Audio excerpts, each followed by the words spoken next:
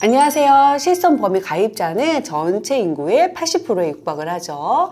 정말로 많은 분들께서 가입을 하고 있는데요. 보험연구원 자료에 따르면 이번의 경우 실손보험 전체 가입자의 95%가 청구를 아예 하지 않는 무청구자나 소액 청구자이고요. 연간 100만 원 이상 청구를 하신 분들도요. 전체 가입자의 2에서 3% 수준밖에 되지 않는다고 합니다. 그렇다면 통원의 경우는 어떨까요? 전체 가입자의 80% 이상이 무청구자이거나요. 10만 원 미만의 소액 청구자라고 하는데요. 실비보험을 가지고 계신 분들에게는 끝없는 고민거리가 하나 있습니다. 바로 이 실비보험 전환에 대한 내용인데요. 1, 2, 3세대 실비를 가지고 있는 분들이라면 카톡이나 문자 등으로 보험회사로부터 한 번씩은 받아보셨을 거예요.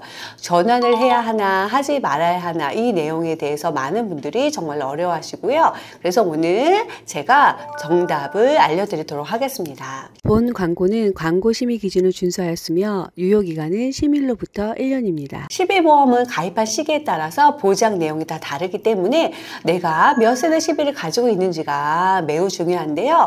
여러분께서 몇 세대 실비를 가지고 있는지 잘 모르시겠다면 가입한 보험사 고객센터에 전화해서 증권을 요청하시거나 가입한 날짜를 알려달라고 말씀을 하시면 됩니다. 표준화 이전 실비를 이른바 1세대 실손이라고 하고요. 2009년 9월까지 판매가 되었습니다. 전체 가입자의 4% 정도가 되니까 꽤 많은 분들께서 이 1세대 실비를 가지고 계신 건데요. 이때 판매되었던 실비는 말 그대로 약관이 표준화되기 이전이라 보험회사마다 가입 한도 등의 차이가 있었습니다. 대략적인 보장 내용을 살펴보면 입원하면 자기부담금이 전혀 없이 100% 돌려받을 수 있고 통원의 경우에도 병원비와 약값 등을 더한 치료비에서 5,000원만 빼고 돌려받을 수 있습니다. 지금 판매 중인 이 4세대와 비교를 해보면 여러분께 좋은 조건인 건 맞는 건데요. 그리고 이때 판매되었던 일반상의 의료비는 입원과 통원 구분 없이 통원일 때도 한도가 매우 크고요. 산재사고나 교통사고로 발생한 병원비까지 되돌려 받을 수가 있었습니다. 하지만 이제 판매 종료된 지 오래되었고 그만큼 가입자분들의 연령이 높아지면서 보험료가 갱신될 때마다 갱신폭이 큰데요. 보장이 좋은 대신에 보험료가 비싸다라고 간략히 기억해 주시면 될 것 같아요. 다음 2세대 실비는 2009년 10월부터 2017년 3월까지 판매된 실비를 말합니다. 판매 기간이 길었던 2세대 가입자가요. 전체 가입자 중에 5%나 되는데요. 판매 기간이 길었던 만큼 몇 차례 보장 내용이 변경되기도 했습니다. 그래서 같은 2세대라고 해도 가입 시기별로 보장 내용이 차이가 있을 수가 있는데요. 변경 내용을 살펴보면 가장 먼저 2013년 4월 이후 3년 갱신형이었던 실비가 1년 갱신으로 변경이 되었고요. 이때 처음 재가입 주기라는 개념이 생겼습니다. 이때 재가입 주기는 15년인데요. 재가입이란 실비보험을 가입하고 15년 이후에는 그 시기에 판매되는 실비가 5세대라면 5세대 실비로, 6세대라면 6세대 실비로 재가입이 되는 걸 말합니다. 이 말은 곧 내 실손 보장 내용이 자동적으로 변경이 된다는 거죠. 재가입이라고 해서 따로 병력 심사를 보는 것은 아니고요. 보장 내용만 바뀐다고 보시면 됩니다. 그렇다면 반대로 2014년 4월 이전 가입자이신 1세대와 2세대 초에 가입하신 분들은 보험료만 갱신이 되는 것이고 재가입 없이 원할 때까지 보장을 받을 수 있다는 뜻인데요. 그래서 이제 여기서 이런 분들의 실손보험을 매입을 한다는 이야기가 나오고 있는 거죠. 2013년 4월 이후 가입하신 분들은 어차피 재가입을 해야 하니까 보장 내용이 자연스럽게 변경이 되는데 이전에 가입하신 분들은 그렇지 않고 몇십 년이 흘러도 똑같이 보장을 받을 수가 있으니까요. 또 하나 실손보험은 2018년 4월 이전에는 종합보험의 선택특약으로 들어가 있었는데요. 2018년 4월부터는 하나의 독립된 상품으로 단독으로 무슨 실손보험이란 이름으로 준비를 할 수 있게 되었습니다. 다음으로 3세대 실손보험은 2017년 4월부터 2021년 7월까지 판매가 되었습니다. 판매 기간이 상대적으로 짧아서 전체 가입자의 9%를 차지하고 있습니다. 이때 실비를 착한 실손이란 별명을 가지고 있는데요. 도수치료와 비급여 주사료, MRI 등 일부 비급여 항목이 따로 선택특약으로 분리가 되면서 자기 부담금도 30%로 올라갔습니다. 보장이 축소되면서 보험료가 낮아졌기 때문에 착하다라는 별명이 붙게 된 거죠. 2021년 7월부터 2025년 현재까지 판매 중인 4세대 실비는 3세대보다 자기 부담률이 각각 10%씩 올랐고요. 재가입 주기도 5년으로 기존보다 3분의 1 수준으로 짧아졌습니다. 또 하나, 처음으로 비급여 차등 할증제가 생겼는데요. 비급여 청구가 많으면 보험료를 더 할증을 붙이겠다는 뜻으로 비급여 항목에 대한 관리가 시작되었습니다. 이렇게 전체 실손보험의 보장 내용을 시간대별로 알아보았는데요. 3세대, 4세대 실손을 가지고 계신다면 현재까지는 보험료에 대한 큰 부담이 없겠지만 1세대나 2세대 실비를 가지고 계신 분들, 그 중에서도 50대 이상이시라면 이 갱신되는 보험료에 아마 깜짝 놀라시는 분들 많으실 거예요. 그래서 이 계약 전환을 진지하게 고민하시는 분들이 보통 50대 이상 분들일 거라고 생각이 되는데요. 전환이 맞다, 아니다. 참 고민이 되시죠? 사실 설계사들끼리도 주장이 다 다릅니다. 맞아요. 그럴 수밖에 없는 게 보험에는 정답이 없으니까요. 그리고 여러분의 병력, 병원 이용량, 매달 낼 수 있는 보험료의 예산도 다 다르기 때문이에요. 그런데 여기서 또 우리가 간과하면 안 되는 하나가 있어요. 내가 가진 병력이나 사실 내가 낼 수 있는 이 보험료는 어느 정도 예측이 가능한 수치지만 앞으로 내가 얼마나 실비를 청구할지는 아무도 예측할 수 없습니다. 이거는 예측할 수 없는 변수예요. 실비에 있어서 가장 큰 변수에 대한 예상을 전혀 할 수가 없다는 건데요. 만약에 1세대 실비를 4세대로 전환을 했는데 몇 달 지나지 않아서 암으로 진단을 받는다면 이것보다 더 억울하고 시간을 돌리고 싶은 일이 있을까요? 오늘은 이런 예외적인 특별한 상황을 제외하고 한번 이야기를 나눠볼까 하는데요. 1세대 실손 가입자가 한 달에 보험료를 15만 원 내고 있다고 가정해 볼게요. 1년에 보험료를 180만 원 지출을 하는 거죠. 그런데 이분이 어깨 통증으로 도수치료를 10회 받으셨습니다. 보통 도수치료는 1회에 10만 원 정도 하죠. 토할 때마다 자기 부담금은 1세대니까 5천 원인 거고요. 그러면 100만 원 중에서 95만 원은 보험회사로부터 돌려받게 되고 내가 내야 할 건 100만 원 중에서 5만 원 뿐입니다. 그런데 4세대 실비 가입자라면 어떨까요? 도수치료는 비급여라 자기 부담금이 30%입니다. 그래서 100만 원 중에 30%, 즉 30만 원을 내가 내야 하는 거죠. 그럼 1세대는 5만 원, 4세대는 30만 원, 25만 원이나 차이가 나는 건데요. 실비를 4세대로 전환을 해서 보험료가 매달 3만 원이라면 1년 동안 총 36만 원을 내게 되는 거죠. 도수치료 하나만 비교를 해보면 보험료는 144만 원 차이가 나고요. 보험금은 25만 원 차이가 납니다. 이렇게만 비교해보면 사실 실비 전환을 하는 게 더 효율적인 것 같아요. 그런데 이제 여기까지만 비교를 하시면 안 되고요. 이 4세대 실손은 비급여 차등 할증제를 가지고 있어서 이렇게 비급여에 해당하는 도수치료 등을 많이 받게 되면 다음에 보험료가 할증을 받아서 올라갈 수 있는데요. 할증이 되는 구간을 한번 살펴보면은 비급여 보험금 수령액이 없으면 1등급에 해당이 되고요. 5% 할인을 받습니다. 할인을 받는 가입자는 72.9% 정도가 될 것으로 추정을 하고 있습니다. 그 다음 2등급은 비급여 수령액이 100만 원 미만으로 할인도 안 받고 할증도 없이 그냥 보험료가 유지되는 구간이에요. 그 다음 3등급은 비급여 수령액이 150만 원 미만으로 100%가 할증이 되고요.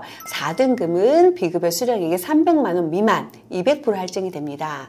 마지막 5등급은 비급여 수령액이 300만 원 이상으로 300%가 할증이 됩니다. 위에 예를 보면 도수치료로 보험회사로부터 70만 원을 돌려받았습니다. 이 병력 하나만으로는 다행히 100만 원을 넘지 않아서 다음에 할증이 되진 않지만 여기에 추가로 또 다른 비급여 치료를 받았다면 그때는 이야기가 달라질 수도 있겠죠. 다른 예를 한번 살펴볼게요. 전립선 암 진단을 받고 다빈치 로보스를 받았는데 병원비가 3천만 원 나왔다고 생각을 해볼게요. 다빈치 로봇 로봇은 비급여에 속하죠. 1세대 시비를 가지고 있다면 급여든 비급여든 자기 부담금이 없습니다. 3천만 원 청구하면 3천만 원 그대로 다 돌려받습니다. 2세대 시비를 가지고 있다면 실비에 숨겨진 혜택, 연간 자기 부담 상한제로 인해서 200만 원까지만 내면 됩니다. 그래서 총 병원비 3천만 원 중에서 200만 원만 내면 되는 건데요. 그렇다면 4세대 실비의 경우는 어떨까요? 4세대 실비의 자기 부담금은 30%입니다. 3천만 원에 30%인 900만 원을 내야 하는데 아쉽게도 4세대 실비는 비급여에 대해서는 연간 자기 부담 상한제 혜택을 받을 수가 없습니다. 그래서 900만 원을 그대로 다 내야 하고요. 또 900만 원이면 비급여 차등 할증제 5등급에 해당이 되니까 300%의 할증까지 붙게 되는 거죠. 이렇게 비교적 경증인 도수치료와 암과 같이 고액의 치료비가 필요한 두 가지 사례를 한번 비교를 해보았는데요. 영상을 보시면서 여러분의 상황에 맞는 선택이 어떤 건지, 전화를 하는 게 좋은지 아니면 그냥 유지하는 게 좋은지 여러분만의 답을 찾으셨을 것 같아요. 여러분께서 그럼에도 불구하고 개인적으로 저의 의견을 물으신다면 보험료는 여러분 매달 내야 합니다. 병원을 가든지 안 가든지 말이죠. 그런데 보험금 청구는 병원에 가서 치료비가 발생했을 때에만 돌려받을 수가 있어요. 그리고 소액의 경우에는 아예 청구를 하지 않는 분들도 계시죠. 연령이 있으시고 보험료가 부담스럽다면 많이 내고 많이 돌려받는 것보다는 적게 내고 적게 돌려받는 게 더 현명하다고 생각을 합니다. 과한 지출은 오히려 나의 노후를 망친다고 생각을 해요. 여러 가지 예시를 들면서 숫자로 제가 다 증명을 해드렸잖아요. 이 실손보험은 여러분 우리의 삶과 뗄래야 뗄 수 없는 가장 중요한 보험입니다. 그만큼 건강할 때 준비를 해야 하고요. 실손보험도 건강하신 분이 가입하는 이 보험이 있고 약을 복용 중이시거나 입원 수술력이 많으신 분들이 가입할 수 있는 유병자를 위한 간편보험이 있어요. 실손보험의 핵심은 바로 보상이죠. 즉 보험금을 받는 건데요.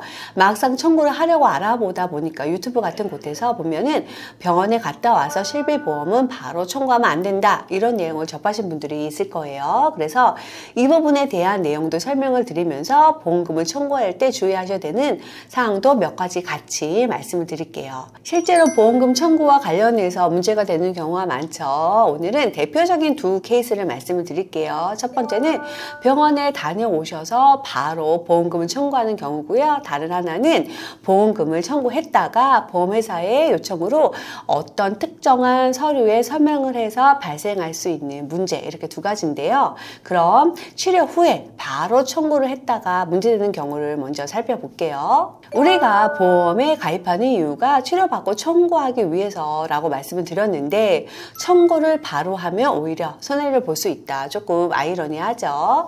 실비보험 청구할 때 가장 기본이 되는 서류는 진료비 계산서, 진료비 세부 내역서예요.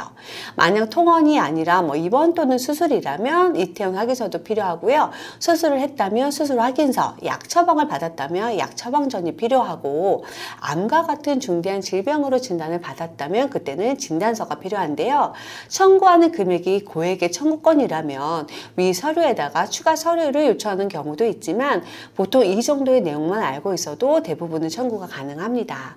그럼 아까 말씀드린 보험금 청구는 왜 바로 하면 안 된다? 그런 얘기가 나오는 걸까요? 가장 큰 이유는 우리가 보험회사에 청구를 하게 되면 우리 이름, 주민번호, 주소 등 개인정보는 물론이고요. 언제 어느 병원에서 어떤 치료를 받았는지 자료가 남아요. 이 청구 기록은 ICIS라는 보험신용정보종합시스템에 기록이 남게 되는데 그렇다 보니까 새로운 보험에 가입을 하려고 하면은 이 손해보험사, 생명보험사 할 것 없이 어떤 보험사에서도 이 청구 이력을 전부 확인할 수 있습니다. 즉 쉽게 얘기하면 내가 보험에 가입하려고 하는데 내 청구 이력을 이 보험사에서 미리 전부 다 열람을 할 수 있는 상태이기 때문에 보험 가입을 하실 때 이런 부분이 나에게 매우 불리하게 적용할 수 있다는 거예요. 우리가 보험금 청구를 할 수 있는 기간은 지급 사유가 발생한 일로부터 3년입니다. 미리 서류만 준비해 둔다면 1년이든 2년이든 다 청구를 할 수 있기 때문에 그렇기 때문에 보험금이 너무 크지 않는다면 좀 가지고 있다가 청구를 해도 된다는 거예요. 물론 나는 보험이 완벽하다 충분하다, 더 이상 가입할 필요가 없어, 이런 분들은 바로바로 당연히 청구하셔서 보험금 바로 받으셔야죠. 하지만 내 보험이 완성되지 않았다, 앞으로 추가될 것이 있다, 리모델링을 해야겠다 하시는 분들이라면 제가 오늘 말씀드린 거 매우 중요한 내용이니까 절대로 모르시면 안 됩니다. 왜냐하면 우리가 보험에 가입을 할 때 기본적으로 알리르무사항, 고지사항이 있어요. 우리의 병력을 보험회사에 알려야 되는데, 고지사항은 크게 3가지 질문이 있는데요. 3개월 이내 병력, 1년 이내 추가검사, 재검사 이력, 그리고 5년 이내는 입원, 수술, 동일 질환으로 계속해서 7일 이상 치료했는지, 30일 이상 약 처방을 받았는지, 그리고 중대질환인 암이나 백혈병, 고혈압, 협심증, 심근경색, 심장판막증, 간경화, 뇌졸중, 뇌출혈, 뇌경색, 당뇨, 에이즈 등에 대해서 묻습니다. 보험에 가입할 때 이 고지사항을 위반하게 되면 보험금 지급이 거절되거나 일방적으로 보험이 강제 해지될 수 있기 때문에 정말로 중요한 내용인데요. 만약 내가 보험에 가입하려고 고지사항을 한번 체크해 봤더니 2년 전에 유방 초음파 한번 받은 건데 고지 질문을 1년 안에 추가검사, 재검사만 물으니까 해당이 안 되는 거고, 7개월 전에 장염약을 3주 정도 처방 받았으니까 이것도 30일 이상이 해당이 안 되는 거고, 한 또 4년 전에 도수치료 5번 받았다면 이것도 7회가 안 되니까 엄밀히 따지면 고지사항에 해당하는 게 하나도 없습니다. 그런데 막상 심사를 넣으면 가입 거절 혹은 재심사를 봐야 한다고 나옵니다. 내가 청구한 이력이 조회되다 보니까 해당 병력에 대한 자세한 정보를 보험회사는 요구를 하는 거예요. 이렇게 되면 고지에 해당하는 병력이 하나도 없을지라도 부담보호 조건으로 가입이 되거나 보험료가 할증이 되기도 하고요. 최악의 결론은 인수 거절까지 받기도 되는데, 이런 청구 이력들이 여러분 보험에 가입할 때 내 발목을 붙잡게 됩니다. 그래서 앞으로 보험 가입 및 리모델링 계획이 있으신 분들은 바로 청구하실 게 아니라 3년 이내만 청구하시면 되니까 청구를 미루시는 게 좋습니다.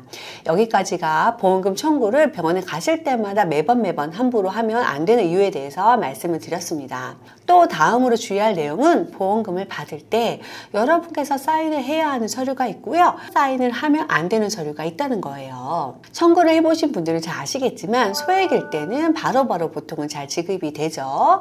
100만 원 단위가 넘어가는 고액 청구권이나 다빈도 청구일 때는 상황이 조금 달라지는데요. 대표적으로 암 진단비와 같이 보험금이 몇 천만 원 정도일 때나 도수치료를 20회, 30회 이상 받으셨을 때, 다발 청구일 때는 갑자기 보험회사에서 조사를 나오겠다고 해서 당황스러운 일을 겪으실 수도 있어요. 이럴 때를 대비해서 미리 팁을 드리자면, 손해사정사가 건네는 이 서류에 모두 다 사인하실 필요가 없습니다. 이건 보험을 하나라도 가지고 있는 분들은 반드시 알고 있어야 하는 내용입니다. 꼭 집중해서 보시면 좋을 것 같은데요. 기본적으로 꼭 서명을 해줘야 되는 서류에는요, 개인정보 제공 활용 동의서, 진료 기록 열람 및 사본 발급 동의서, 지연 안내문, 이것들은 사인을 하셔도 됩니다. 해야지 보험 청구 조사가 이루어지거든요. 여기서 중요한 건 의무 기록 열람 동의서에 서명을 할 때는요, 꼭 진료 아니 빈 곳 없이 작성을 해주셔야만 해요. 조사 기간은 보통 데요. 근데 만약에 여러분 내가 깜빡하고 잊어버려서 고지를 이 부분은 나에게 불이익이 될 수 있는 부분이에요. 그러니까 공란 서명을 절대로 피하시기 바라고요. 무조건 내가 진료받은 병원명을 자필로 적어주신 후에 서명을 하시기 바랍니다. 다음은 서명하면 안 되는 서류들에 대해서도 말씀드릴게요. 첫 번째는 의료자문 동의서예요.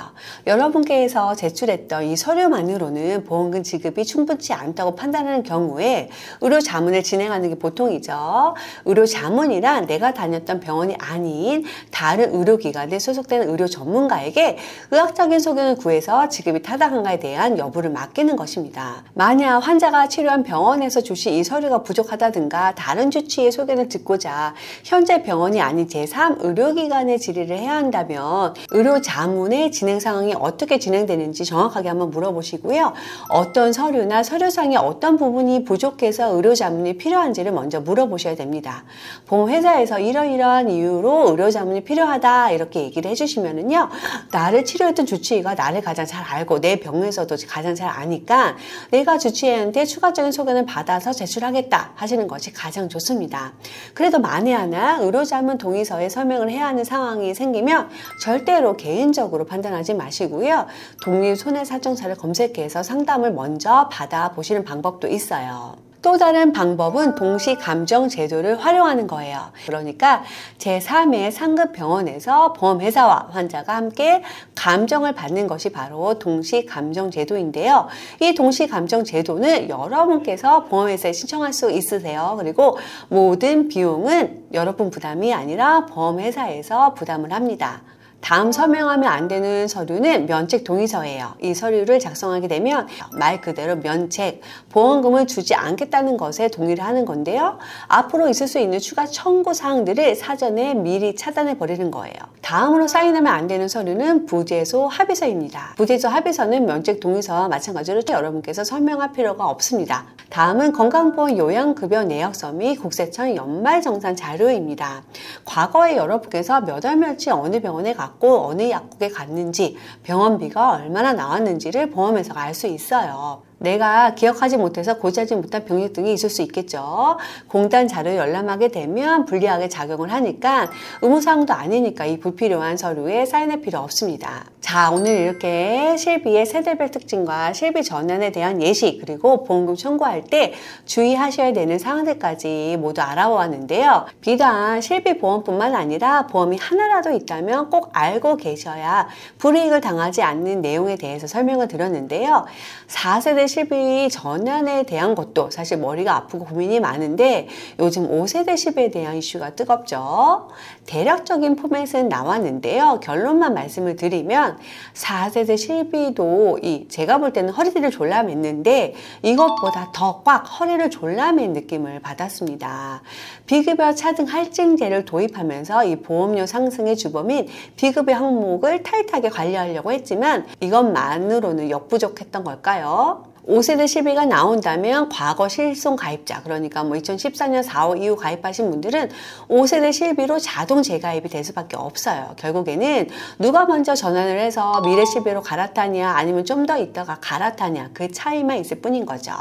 저도 현재까지는 1세대 실비를 유지를 하고 있지만 저도 사실 여러분만큼이나 보험료 출금일만 되면 고민이 참 많아집니다.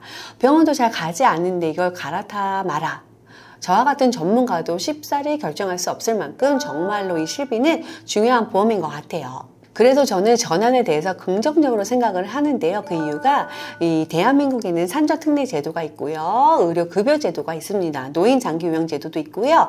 재난적 의료비 지원 제도, 그리고 본인 부담의 상한제 등 이렇게 여러 가지 제도들이 복층으로 많이 깔려있기 때문에 좀 더 고민을 해보고 고민 끝에 결론은 제가 다음 영상에 말씀을 드릴게요. 윤 팀장은 여러분께서 보험 가입하실 때 최선의 선택을 할 수 있게 30여 개 여러 회사들을 비교 설계해드리고요. 약관 분석을 통해서 도움을 드리고 있습니다. 현재 내가 가지고 있는 보험에 대한 조언 및 컨설팅, 전반적인 관리가 필요하다고 생각하시는 분들은 댓글창에 상담 신청 링크 걸어놨으니까 언제든지 연락 주시기 바라고요. 오늘 내용 도움 되셨다면 구독과 좋아요, 알림 설정, 공유까지 부탁드릴게요. 다음에도 정말 유익한 내용으로 다시 찾아뵐게요. 감사합니다. 본 광고는 광고 심의 기준을 준수하였으며 유효기간은 10일로부터 1년입니다.